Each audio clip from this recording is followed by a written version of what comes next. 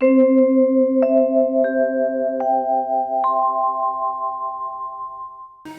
बड़े संत महात्मा, उनको भी कथा सत्संग में विशेष आनंद आवे है। रघुपति चरित हो हितः सुनहि। ज्ञान ध्यान सुंदर है, लेकिन कथा सत्संग अति सुंदर है। सावधान मन करी पुनि शंकर, सावधान मन करी पुनि शंकर, लागे कहन कथा अति सुंदर, लागे कहन कथा अति सुंदर। ज्ञान ध्यान सुंदर है, कथा अति सुंदर। सनकादि ऋषि चारों भाई बैठे हैं और तभी एक आश्चर्य है, वो सामने से नारद बाबा आए हैं। तो नारद बाबा आई, हमें आश्चर्य की क्या बात है? बोले भैया जो नारद जी हमेशा नारायण नारायण करते रहे, जिन नारद जी की वीणा हमेशा नारायण नारायण मुखार बिंद से बोलते रहते, वीणा जिनकी हमेशा बजती रहती, आज वो नारायण शब्द शांत है। आज नारद बाबा मौन चले जा रहे हैं। आज नारद जी की वीणा भी एकदम शांत। ऐसा अभ्यास हो गया हो नारद जी को नारायण नाम उच्चारण को, सोते में भी नारायण नारायण करते रहते। अर्जुन के महाराज रोम रोम में से कृष्ण कृष्ण की ध्वनि निकलती थी। भगवान के नाम की आदत इसलिए डाल ली जाती है कि जब नाम को अभ्यास है जाएगा तो जिस क्षण में भी श्वास निकलेगी उस श्वास में भगवान नाम उच्चारण हो जाएगा। इसलिए श्वास श्वास में नाम उच्चारण की आदत अभ्यास साधक लोग डाल लेते हैं।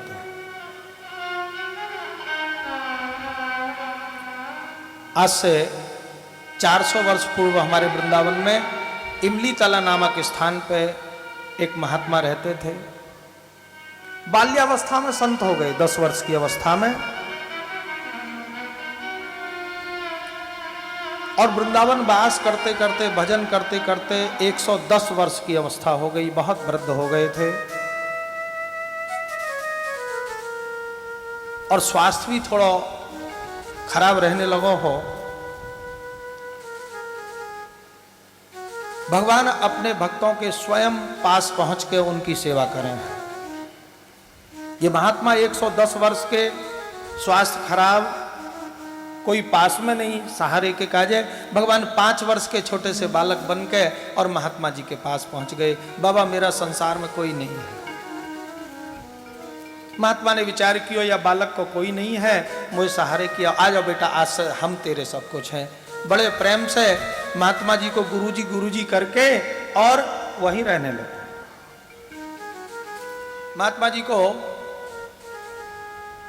स्वास्थ्य खराब होने से बार बार शौचालय जाना पड़ता हो। वो बालक गोपाल के रूप में, जाने अपनो नाम गोपाल बतायो हो, वो भगवान गोपाल नाम से और महात्मा जी के पास रहते हैं। वो भगवान बार बार जल देने जाते हैं। बन जाए के देखी गोपाल ने कि गुरुजी शौचालय में जब बैठे हैं तो दांतों से जीभ दबा रखी है। गोपाल देख के बाहर आ गए।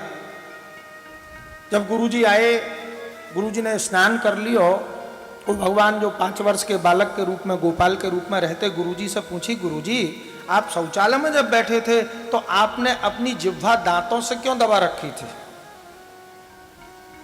बोले बेटा वो शौच स्थल है और वहां भगवान को नाम मुख से न निकल जाए, मेरे श्वास श्वास में गोविंद गोविंद, हे राधा गोविंद, गोविंद गोविंद बोलने की आदत पड़ गई है। वहां भगवान को नाम न निकल जाए, इसलिए जिह्वा को दबा रखो। वो 5 वर्ष के बालक के रूप में भगवान ने गोपाल के रूप में पूछी, बाबा आपने ऐसी आदत क्यों डाली है कि आपकी जिह्वा बार बार एक एक श्वास में गोविंद गोविंद उच्चारण करती है? बोले गोपाल मैंने इसलिए ऐसी आदत डाली है, न मालूम कौन सी श्वास में प्राण निकल जाए।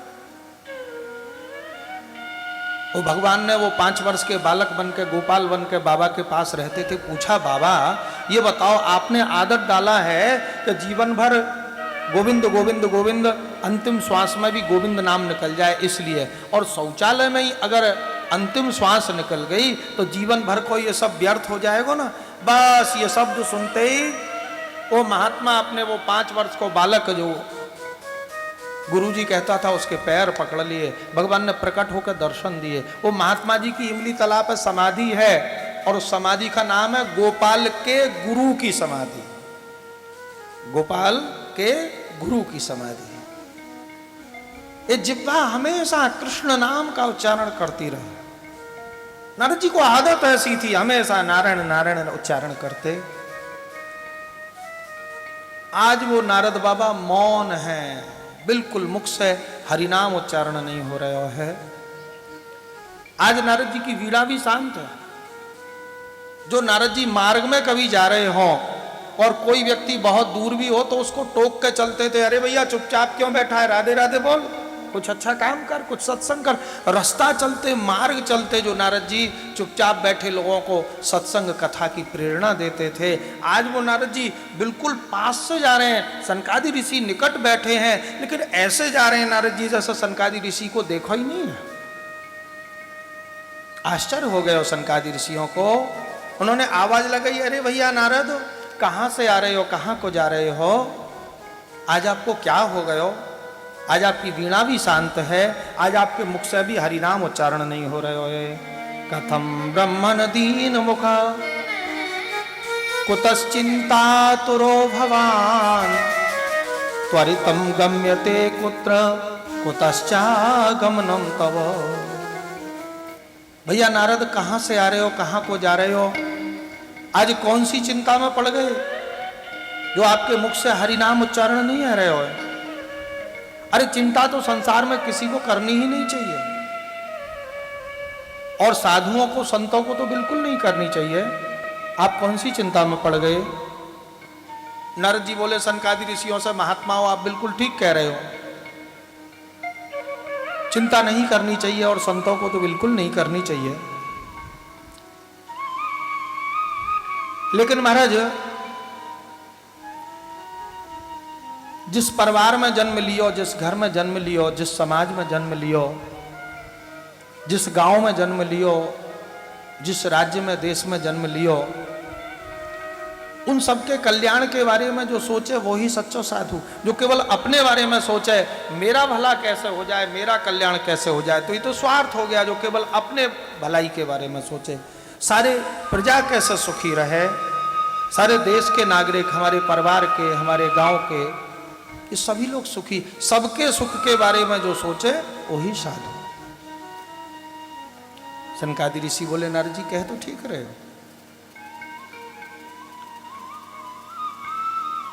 सनकादि ऋषि और नारद जी सत्संग कर रहे हैं। नारद जी कह रहे बस मैंने भी विचार किया संसार के सब लोगों को ज्ञान को उपदेश दूं, धर्म की शिक्षा दूं। बड़े बड़े नगरन में गयो, लोगों से कहा, लोगों ने मेरी बात मान के बड़े बड़े आयोजन किए, बहुत सत्संग भयो, लेकिन उन लोगों ने अपनी दिनचर्या में कोई अंतर नहीं किया।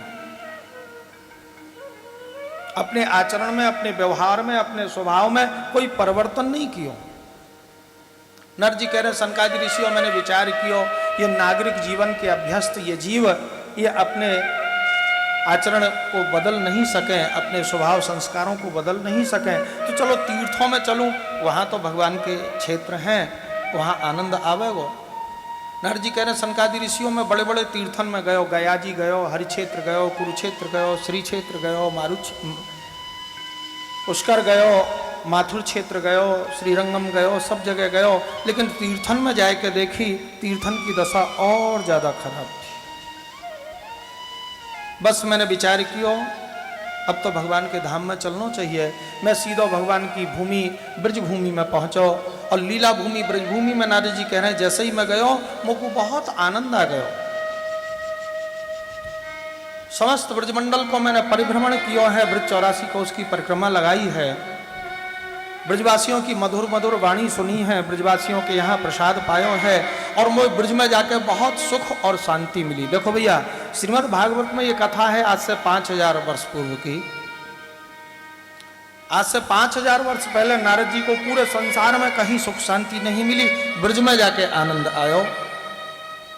आज भी यही दशा है, पूरे संसार में जीव भटक ले, पूरे विश्व में भटक ले, और पूरे विश्व को जीव जब तक ब्रज भूमि में नहीं आवे तब तक या को वास्तविक सुख की प्राप्ति होगा भी नहीं। चाहे किसी गांव के हों, नगर के हों, किसी राज्य के हों, किसी देश के हों, वो सभी एक बार वृंदावन आके फिर अपने गांव में, अपने देश में, अपने राज्य में चले जाएं, उनके मन में वो ब्रज बस जाएगा।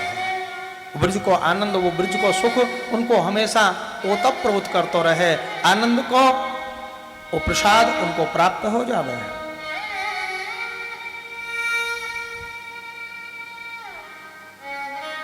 नारद जी को आनंद आयो 5000 वर्ष पूर्व, आज भी पूरे विश्व के जीव वृंदावन में आके वो सुख की प्राप्ति कर रहे हैं। नारद जी कह रहे हैं, या प्रकार से ब्रजमंडल में घूमतो भयो, जब मैं वृंदावन पहुंचो और वृंदावन में यमुना किनारे में जा रहे हो, मैंने देखी यमुना किनारे एक बहुत सुंदर स्त्री बैठी है, बाकी पास में 2 बूढ़े बेहोश पड़े हुए हैं, बहुत सी स्त्री उनकी सेवा कर रही हैं। जैसे ही मैं उधर देखता भयो जा रहे हो, अचानक वो स्त्री खड़ी हो गई, हाथ जोड़ के मेरे से प्रार्थना करने लगी, अरे महात्मा जी आप एक क्षण के लिए रुक जाएं तो मेरा भी कष्ट दूर हो जाए। भो भो साधो क्षणं तिष्ठ मच्चिंतामपि नाशय दर्शनम तव लोकस्य सर्वथा अहरम परम। भो भो साधो क्षणं तिष्ठ। अरे महात्मा जी, अरे महात्मा जी, भो भो साधो 2 बार संबोधन किया। अरे महात्मा जी, अरे महात्मा जी, क्षणं तिष्ठ, एक क्षण के लिए रुक जाओ, मेरा भी कल्याण हो जाएगा। नारद जी कह रहे हैं, मैंने आपसे पूछी, देवी आप कौन हो? ये दोनों वृद्ध आपके पास मूर्छित पड़े, ये कौन है? ये बहुत सी स्त्री ये सेवा कर रही है, कौन है?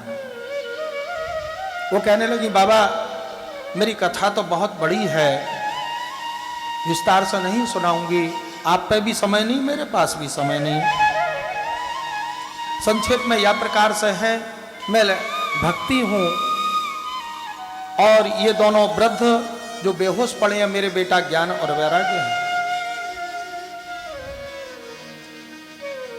बाबा ये जितनी भी स्त्री सेवा कर रही हैं, ये सब गंगा की नदी है।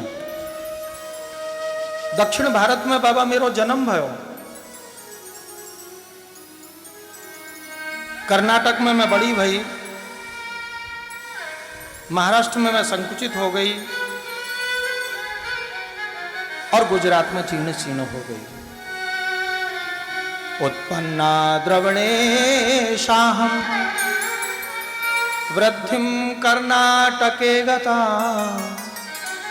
क्वचित क्वचित महाराष्ट्रे गुर्जरे जीर्णतां गता। उत्पन्ना द्रवणेशाहं, ये द्रविड़ देश भक्ति महारानी को पीहर है, मायको है।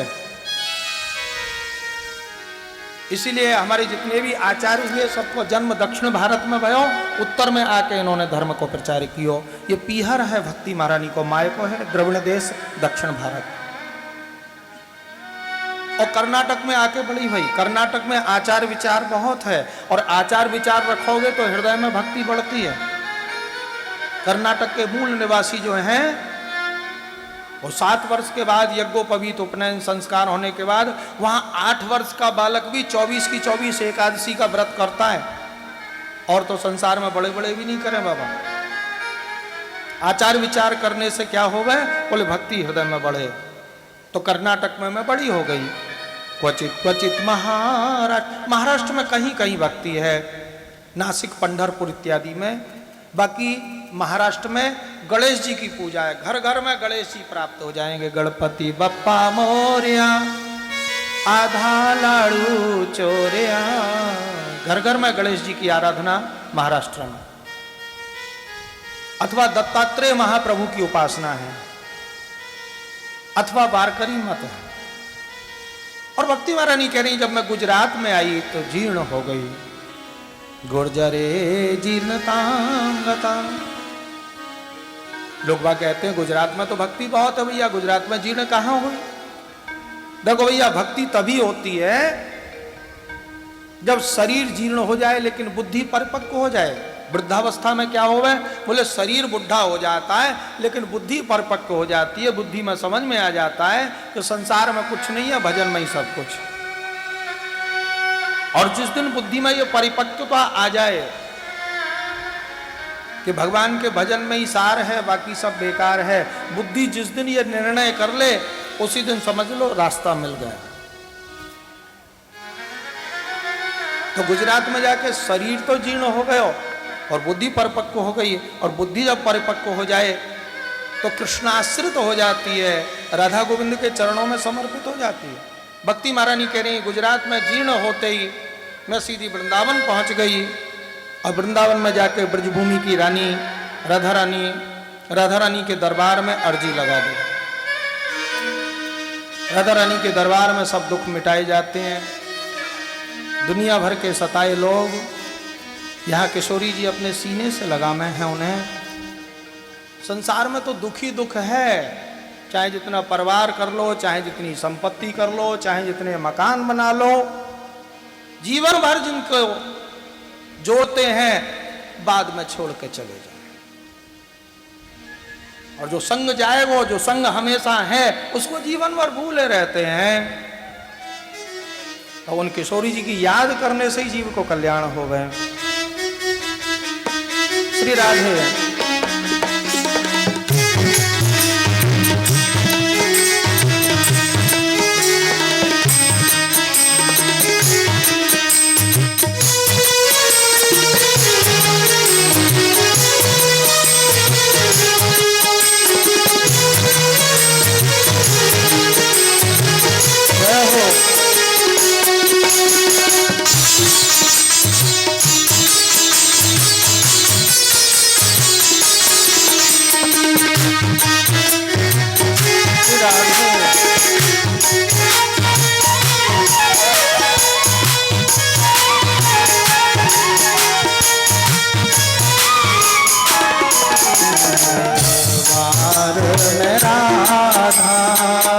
रानी के दुख दर्द मिटाए जाते हैं। दरबार मेरा रानी के दुख दर्द मिटाए जाते हैं। दरबार मेरा रानी के दुख दर्द मिटाए जाते हैं।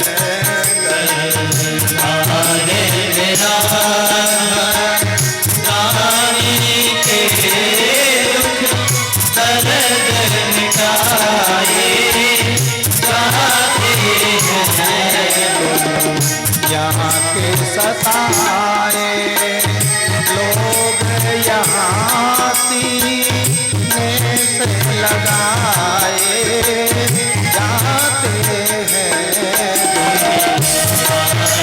सताए लोग यहाँ सीने से लगाए जाते हैं। बाहर राधा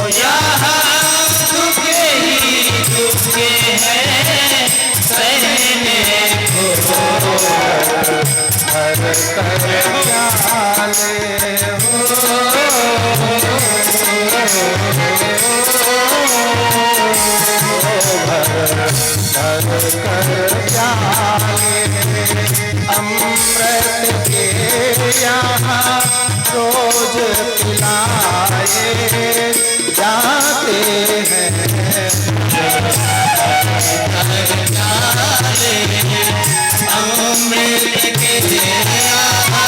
रोज पिलाए जाते हैं।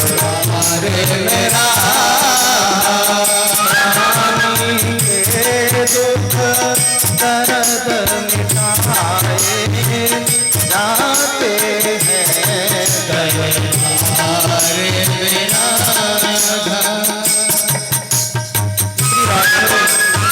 दरबार मेरा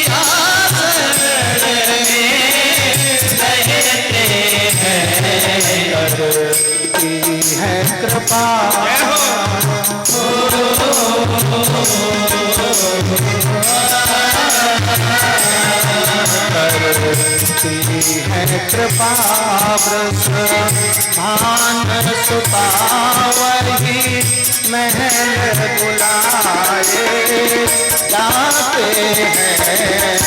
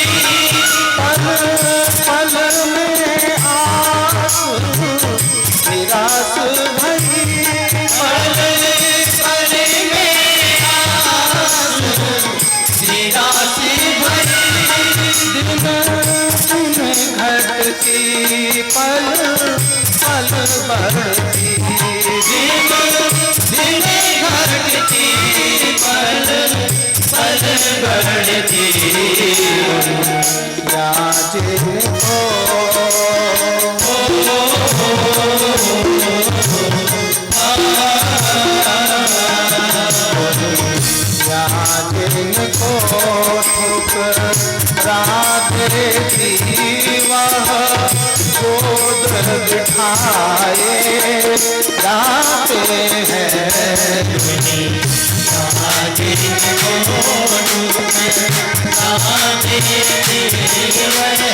वह गोद दिखाए जाते